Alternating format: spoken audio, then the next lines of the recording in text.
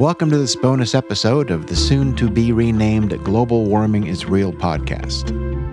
As we embark on another consumerist holiday feeding frenzy, I'm revisiting an article I wrote for Medium back in 2018. With all the convenience of online shopping, especially with Cyber Monday again upon us, I explore the hidden cost of all this convenience, often for things we don't need or even want that much.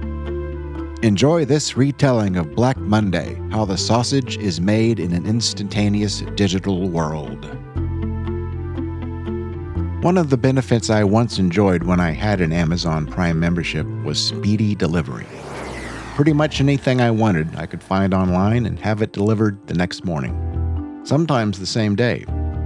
Though I can't remember what it was I thought I needed so urgently, I do remember ordering something for same-day delivery. It arrived at 9:30 p.m. that evening by a bedraggled man looking as if he'd been delivering crap to people's houses since the night before. Whatever it is I ordered, it sat in my office until the next day. I am as accustomed as the next person living in urban America to the disruption in retail wrought by Amazon. I can intellectualize the process, but it is too easy to leave it there, just an abstraction. Only that one time ordering same-day delivery for whatever that I get a real sense of the true cost of the business model. Seeing the guy that night delivering something I didn't need all that much, certainly not that night, pulled it out of my head and into my gut just a little bit.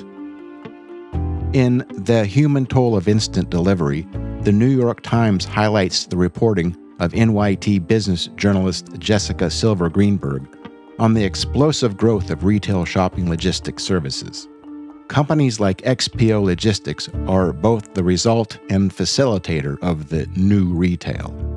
Amazon has primed the pump of consumer expectation, forcing others to compete in an unfamiliar landscape or fold up their tent and go home, even if that tent has been around for decades. From a consumer perspective, it just kind of happened, like iPhones or Uber or Facebook or the waste heap called X, and now AI. It all happened so fast. Of course, it didn't just happen. With varying degrees of specificity and motivation, smart people laid out brilliant plans to achieve their vision.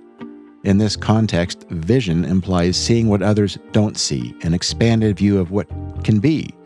Indeed, few fully anticipated the hyper-connected, instantaneous, non-stop, AI-driven world we inhabit today. Visionary minds have carried us here. But, as the New York Times reports, at what cost? One of the great human foibles, among many, is our ability to constantly outwit ourselves. The spark of human imagination, curiosity, and creativity can soar to great heights, but often too high, too fast, and for the wrong reasons. Even the visionaries among us can't see far enough. In a sense, it did all just happen. Vision does not necessarily imply wisdom. We have yet to master fully the ability to understand the consequences of what is unleashed from the human mind. And what of the working conditions for XPO Logistics employees? Tasha Murrell, a former employee at an XPO warehouse in Memphis, tells Michael Barbaro of the New York Times about being forced to take off her bra to get through security, only then to be constantly oogled and harassed by her male coworkers, working in extreme temperatures for long hours and not knowing when the shift will end. She speaks of supervisors ignoring her doctor's instructions after she became pregnant, of being told to have a fucking abortion after asking to go home one day because she wasn't feeling well. That night, she miscarried her child. One of 5 women who suffered miscarriages in as many months. They all worked in the same XPO warehouse in Memphis. She talks of the day a coworker collapsed and died of a heart attack on the production floor after complaining for hours that she didn't feel well. Of being told to continue working around the woman's dead body, which lay there for hours. Even if we are eager or forced participants of Amazon-style e-commerce, as I surely have been and still am, this isn't the way we want it to be, is it? We click on whatever we want, expecting a clean-cut young man or woman in a crisp uniform to deliver it to our door. Package delivery is not inherently bad, But there is more to the picture than meets the eye, a dark underbelly. It's where the sausage is made. We best know about it, no matter how or if it changes our behavior. In a consumerist society with nearly every detail of our individual lives mapped, analyzed, demographied, and delivered to any paying customer, consumption is where much, most, or all of our power lies.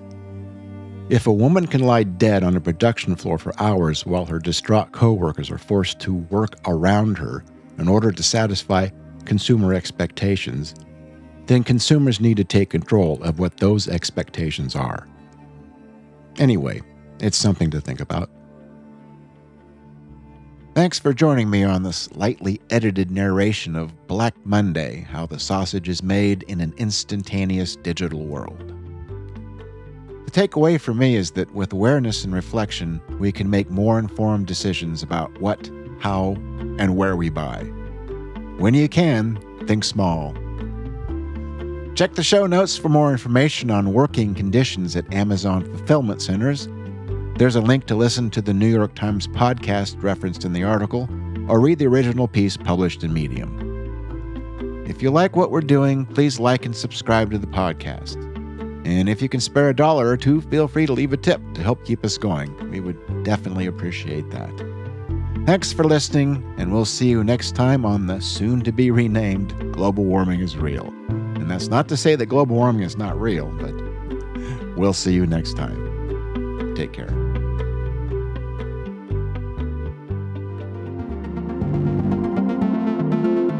There's always more we can do to stop climate change.